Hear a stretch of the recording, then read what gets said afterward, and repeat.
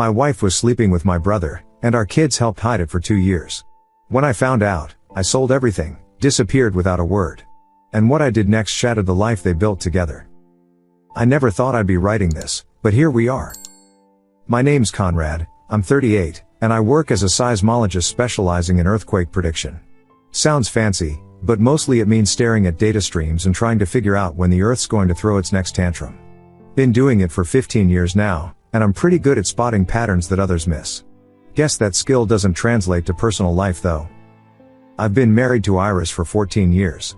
She runs this boutique floral design business, not your average flower shop, but high-end stuff. Corporate events, society weddings, arrangements that cost more than most people's rent. She built it from nothing, and I've always been proud of her for that. We have 2 kids, Bryce just turned 16, and Willow's 13. Good kids, mostly. Bryce is quiet, spends too much time gaming, but his grades are solid. Willow's the opposite, social butterfly, always has drama with her friend group, but she lights up any room she walks into.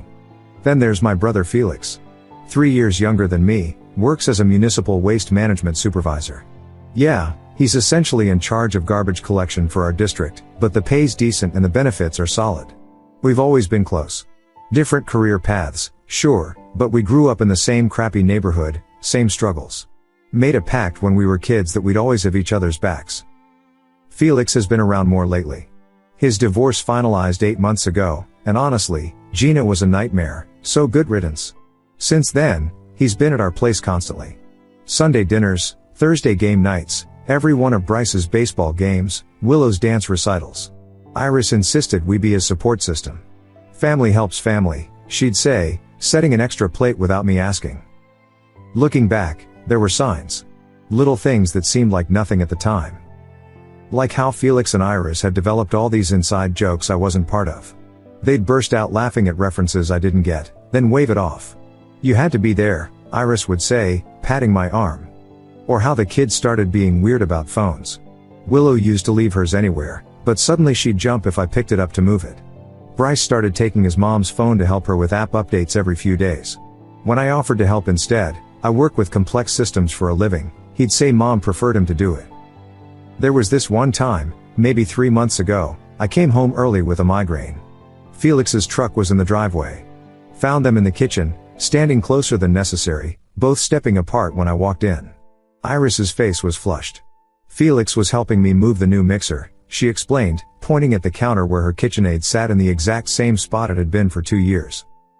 Must be heavy, I'd said, too tired to think about it. Felix had laughed. Too loud, too long. Yeah, bro. These things are brutal. The field surveys were the worst part of my job. Sometimes I'd be gone for days, monitoring remote sensor stations, analyzing ground movement patterns in places with no cell service. Iris never complained. Someone has to predict the next big one, she'd say, kissing me goodbye. We'll hold down the fort. Felix would always text, don't worry about them, bro. I got it. 2 weeks ago, I was supposed to be gone for 3 days checking our coastal monitoring grid. Big project, department was freaking out about some unusual readings. But when I got there Tuesday morning, the senior tech had already run the diagnostics. False alarm, equipment malfunction. My supervisor told me to just head home, enjoy the unexpected free time. I stopped at Iris's favorite bakery, grabbed those overpriced macarons she loves.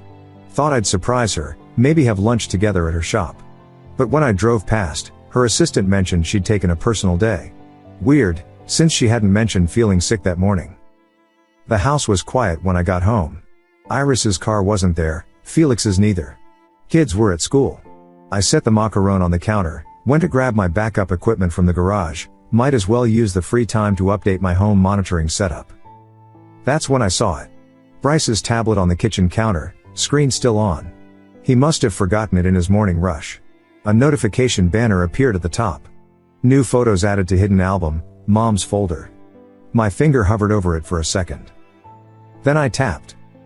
The album opened immediately. No password, no security. Why would there be? This was hidden in my 16-year-old son's tablet. The first photo stopped my breathing. Iris. In our bedroom. Wearing the lingerie I'd bought her for our anniversary. But I wasn't the one taking the photo. The angle was wrong, taken from where I usually sleep. Felix's tattooed forearm was visible at the edge of the frame, holding her waist. I scrolled. More photos. Dozens. Hundreds. Iris and Felix at a hotel I recognized, the one downtown where she'd had a floral conference last spring. Timestamp, 2:47 p.m., April 15th. I'd been analyzing seismic data from the northern fault line that day, remembered it clearly because I'd found an anomaly that had me working until midnight. Another photo. Our living room couch. Felix's work shirt on the floor. Timestamp, January 9th, 11:23 a.m. Willow's birthday. I'd been setting up the surprise party venue while Iris stayed home to keep her distracted. My hands weren't shaking. That's what surprised me most. 15 years of monitoring earthquake sensors teaches you to stay steady when the ground shifts. To observe, document, analyze. Don't panic. Panic causes mistakes. I kept scrolling, my mind cataloging data like I was reviewing sensor readings. 2 years. The photos went back 2 full years. The oldest one, November 3rd, 2 years ago. The day after Felix's separation. He'd crashed at our place that night, devastated about Gina leaving. Iris had insisted he take the guest room. I'd held my brother while he cried about his marriage ending. The metadata told the real story. Dates, times, locations. A clear pattern emerging. Every business trip. Every late night at her shop. Every time I was in the field. They weren't even careful about it. Photos in my bed. My shower. My garage. At the kids' schools during events, one from Bryce's freshman orientation while I was presenting at a conference in Japan. But the worst part wasn't the photos themselves. It was the organization. Someone had sorted them into folders. Dad at work. Dad's conference week. Field survey days. Each folder meticulously labeled with my schedule. The kind of organization that takes effort. Planning. The kind a 16-year-old would do if he was told to manage something important. My son was their filing system. I found the messages next. Screenshots saved between the photos. Iris to Felix, Conrad bought the sensor upgrade story. We have all weekend. Felix to Iris, Bryce deleted the door cam footage like you asked. Kid's getting good at this. Iris to Felix, Willow's covering tomorrow. Told C I'm taking her shopping for school. My children. My own children were actively participating. They weren't just aware, they were accomplices. Booking their mother's affair. Creating alibis. Managing digital evidence. I clicked on a recent folder, last week. Photos from 3 days ago, when I was at the geological conference in Sacramento. Our bed again. But this time, there was something different. A document visible on the nightstand. I pinched to zoom. Psychiatric evaluation forms. Partially filled out. My name at the top. Patient shows signs of paranoid delusion. Recommends immediate intervention. Spouse requesting emergency hold. They weren't just having an affair. They were building a case. I screenshotted everything. Uploaded it all to 3 different cloud services. Emailed copies to a dummy account. The analytical part of my brain had taken over completely. Document. Preserve. Analyze. The sound of car doors made me look up. Iris's laugh carried through the window. Felix's deeper voice responding. The kids chattering about something. They were home. I had maybe 30 seconds before they walked in. My finger moved quickly, closing apps, clearing recent history. Placed the tablet exactly where I'd found it, 47-degree angle to the counter's edge, home button facing the kitchen entrance. Details matter when you're studying patterns. The front door opened. Grocery bags rustling. Willow's voice, Dad's truck is here. Conrad? Iris called out, surprise in her voice. Not panic. Just surprise. Honey, you're home early. I pulled a mug from the cabinet, kept my back to them as they entered the kitchen. Poured coffee with steady hands. The same hands that had just discovered my entire life was built on a fault line. Equipment malfunction, I said, turning with a casual smile. False alarm at the coast. Figured I'd come home, surprise my beautiful family. Felix stood in the doorway, a grocery bag in each arm. Our eyes met. Hey bro, he said. Good to see you. Good to see you too, I said, taking a sip of coffee. Black, no sugar. Needed the bitter taste to keep me grounded. Iris moved past Felix, set her bags on the counter right next to Bryce's tablet. Didn't even glance at it. We picked up steaks for dinner. Felix mentioned he was craving red meat. She kissed my cheek, her lips cold from the October air. The same lips from those photos. Sounds great, I said. I'll fire up the grill later. Bryce slouched in behind everyone, earbuds in, head down. His eyes flicked to his tablet, then to me. Quick assessment. The tablet was exactly where he'd left it. His shoulders relaxed. Hey Dad, he mumbled. Hey buddy. Good day at school? Same as always. Willow bounced over, gave me a quick hug. Dad. Can you help me with my earth science project? It's about tectonic plates. Of course, sweetheart. The words came out automatic, normal. Inside, I was calculating. Every hug, every smile, every casual interaction, all of it was performance. They'd been performing for 2 years. Now it was my turn. The next 2 weeks were in education and deception. I became the perfect husband, the perfect father, the perfect brother. Helped Willow with her project, went to Bryce's baseball practice, grilled with Felix on Sunday. Laughed at their jokes. Ignored their inside looks. Pretended not to notice when Iris's phone buzzed and she'd flip it face down, or when Felix would text and suddenly need to check on something at work. But every night, after everyone was asleep, I worked. First thing, I installed monitoring software on all our devices during routine updates. Told Iris I was upgrading our home network security. Been reading about identity theft, I explained. She praised me for being proactive. Felix nodded along, said he should do the same. The software was invisible, comprehensive. Every text, every call, every deleted photo. It all came to me. The depth of it was staggering. Iris hadn't just been sleeping with Felix. She'd been moving money. Small amounts, nothing I'd notice normally. 50 here, 100 there. But over 2 years? Nearly $40,000, scattered across 3 accounts I didn't know existed. The business was perfect cover, cash transactions, easy to skim. Felix was worse. He'd been using my information to set up side businesses. Consulting firms that didn't exist. Waste management contracts with ghost companies. All using variations of my social security number, my credit history. Building a paper trail that led back to me while he collected the money. The kids were getting paid. Literal payments. Willow's sudden interest in expensive makeup? $500 from Mom's special fund each time she provided alibis. Bryce's gaming setup that cost $3,000? Payment for managing their digital footprint. My family had turned into a criminal enterprise, and I was both the mark and the fall guy. Felix's municipal access was a goldmine. City systems run on outdated infrastructure, security from the Stone Age. Took me 20 minutes to get into his work account using his predictable password, his truck's license plate. Found 5 years of doctored contracts, inflated invoices, kickbacks from waste disposal companies. But the psychiatric papers were the masterpiece. They'd been planning it for months. Iris had been documenting my concerning behavior. Late nights analyzing data became obsessive paranoid episodes.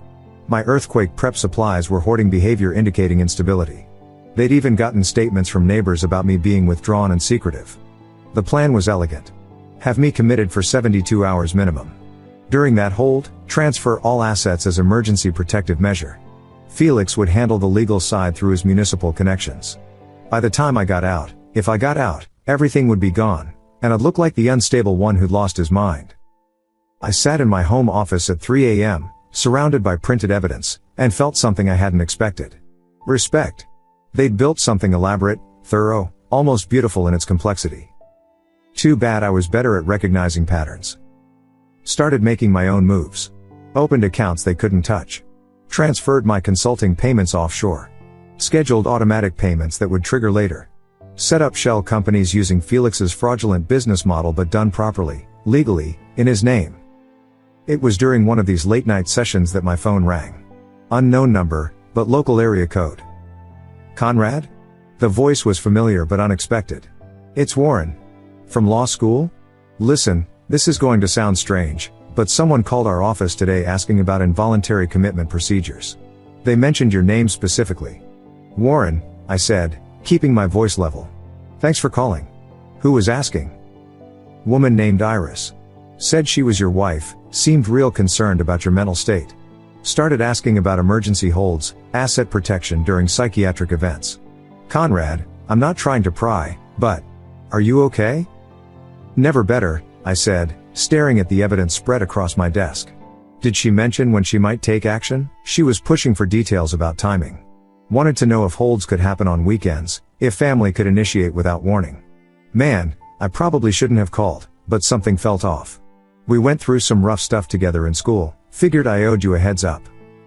You just saved my life, Warren. I mean that. Send me a bill for the consultation, whatever she discussed. I'll pay double. After I hung up, I knew my timeline had just compressed. They were moving soon. This weekend probably, when the courts move slower, harder to fight back. Time to accelerate. Thursday morning, I liquidated everything I legally could. The joint accounts? Drained into new accounts in my name only. Legal, since both parties can access joint funds. The investment portfolio? Cashed out. Early withdrawal penalties were nothing compared to losing it all. The house? Listed with a cash buyer I'd already lined up through a wholesale company. 60% of market value, but closed in 24 hours. The cars were easier. Both in my name, sold to CarMax for cash on the spot. Told Iris mine was getting detailed, said I'd drop hers off for the recall service she'd been ignoring. The kids' college funds hurt the most. But they were in my name as primary, their mother as beneficiary. Legal to withdraw. Morally questionable? Maybe. But they'd been taking bribes to help destroy me. That money was partially funded by their betrayal anyway. Felix's fake businesses using my information? I filed all the proper paperwork. Made them legitimate.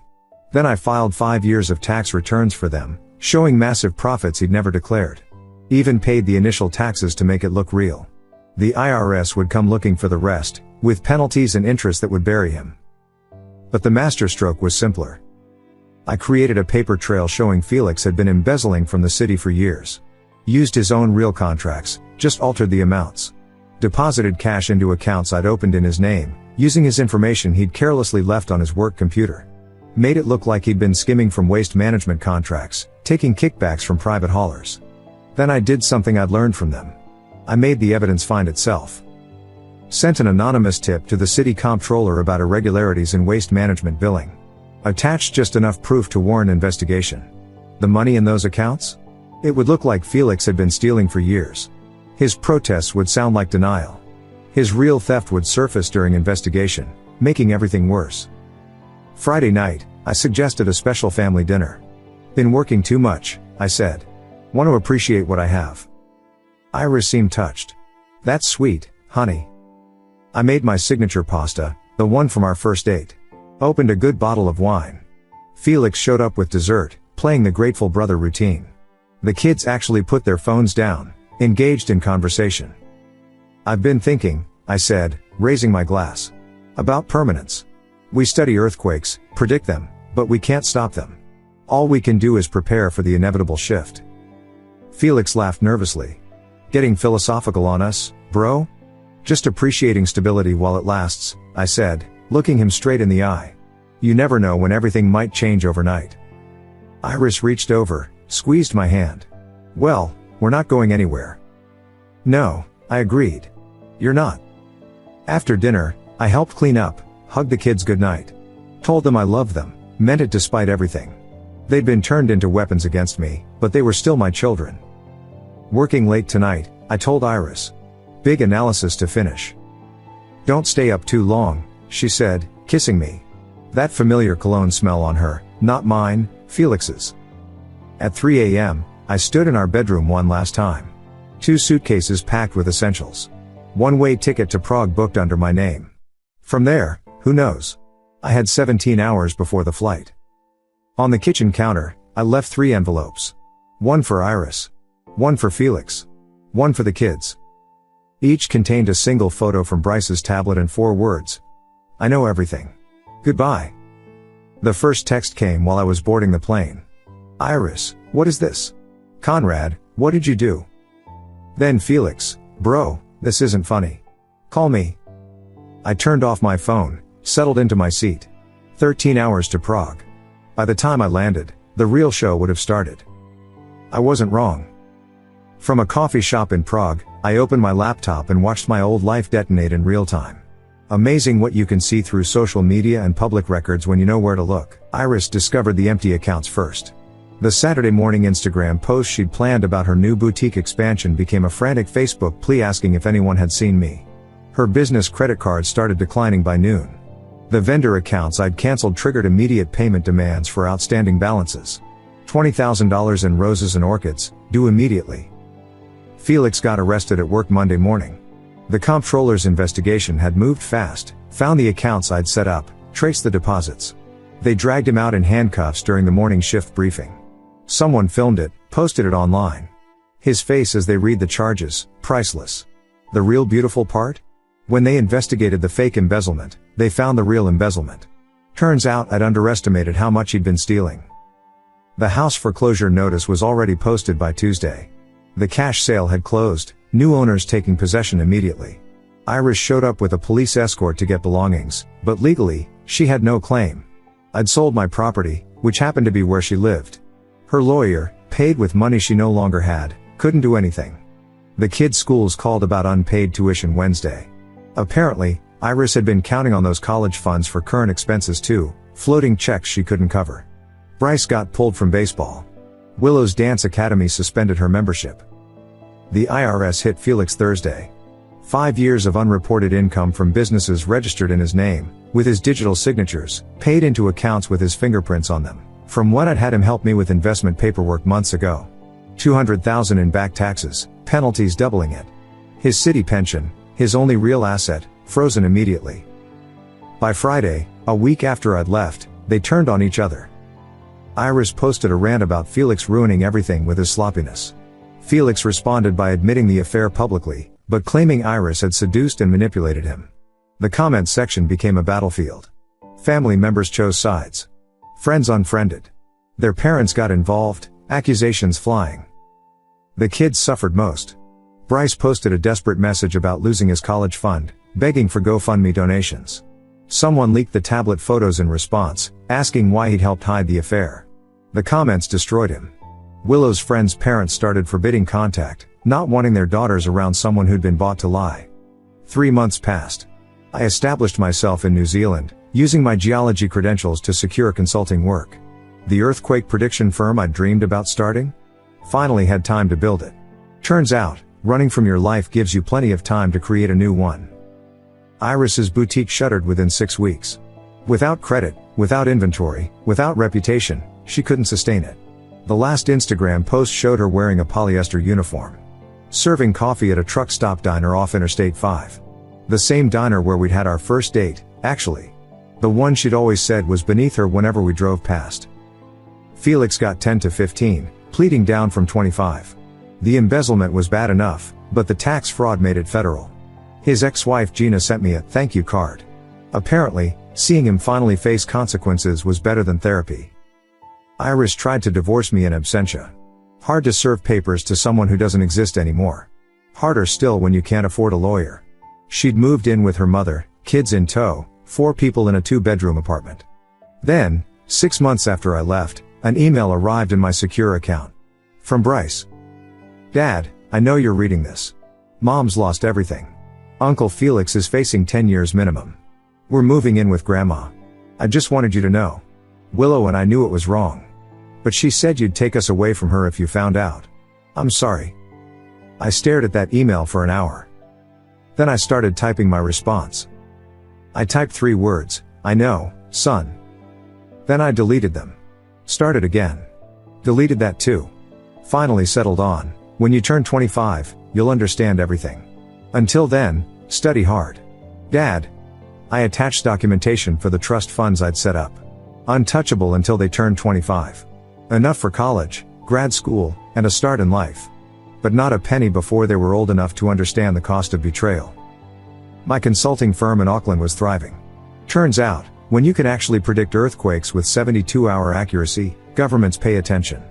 Mining companies, construction firms, insurance companies, they all wanted what I was selling. Within 8 months, I had 12 employees and contracts worth more than I'd made in 5 years back home. The universe has a sense of humor though. My firm won a contract with the U.S. Geological Survey. 3-year project analyzing fault lines along the Pacific coast. Required periodic on-site visits to California. My first trip back was 14 months after I'd left. I stayed downtown, anonymous in a business hotel. Had meetings, presented findings, discussed monitoring stations. Professional, focused, successful. The Conrad who'd fled in the night didn't exist anymore. This Conrad wore tailored suits, commanded 7 figures, and had his pick of consulting contracts globally. The last morning, I needed coffee before my flight. The hotel's machine was broken. The closest place? That truck stop diner off I-5. The one where Iris worked. The one where we'd had our first date 16 years ago. I could have gone anywhere else. Should have, probably. But I didn't. The breakfast rush was thinning when I walked in. Worn linoleum, cracked vinyl booths, the same faded menu board I remembered. And there, refilling coffee at table 3, was Iris.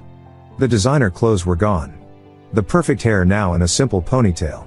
The manicured nails replaced by short, practical ones. She looked tired. Older. Real in a way she hadn't been in years. I sat at the counter, picked up a menu I didn't need to read.